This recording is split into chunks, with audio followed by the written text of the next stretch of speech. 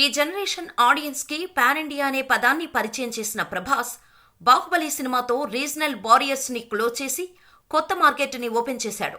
Indian film ఇండస్ట్రీలో ఎన్ని reasons అయినా ఉండొచ్చు, కానీ అన్ని రీజన్స్ కి కలిపి ఒక్కడే కింగ్ ఉంటే అతను ప్రభాస్ మాత్రమే.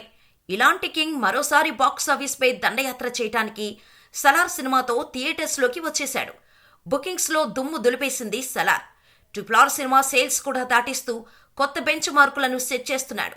Hyderabad regional advance sales gross విషయంలో ఆదిపురుష్ సినిమా 9.5 కోట్లు, RRR సినిమా 10.5 కోట్లు రాబట్టాయి.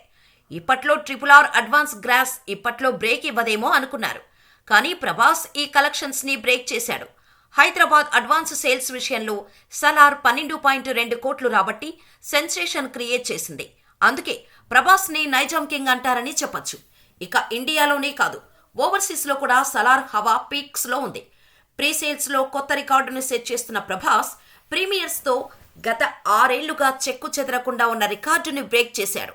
యుఎస్ మార్కెట్లో అజ్ఞాతవాసి సినిమా ప్రీమియర్స్ నుంచి $1.52 మిలియన్ ను కలెక్ట్ చేసింది. ఈ బెంచ్ మార్కును బ్రేక్ చేయడానికి చాలా సినిమాలు ట్రై చేశాయి, కానీ వర్కౌట్ అవ్వలేదు. ఈసారి మాత్రం ప్రభాస్ ఆ రికార్డుని అస్సలు మిస్ చేయలేదు.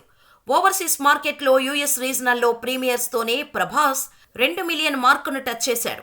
మొత్తంగా ప్రీమియర్స్ తోనే $2.5 మిలియన్ల వరకు వసూళ్లు రాబడుతుందని అంచనా. ఇక ఓపెనింగ్స్ పరంగా 2023లో హైయెస్ట్ గ్రాసర్గా నిలిచేలా ఉంది సలార్. మరి లాంగ్ రన్ లో సలార్ ఇంకెన్ని రికార్డులు బ్రేక్ చేస్తుందో చూడాలి.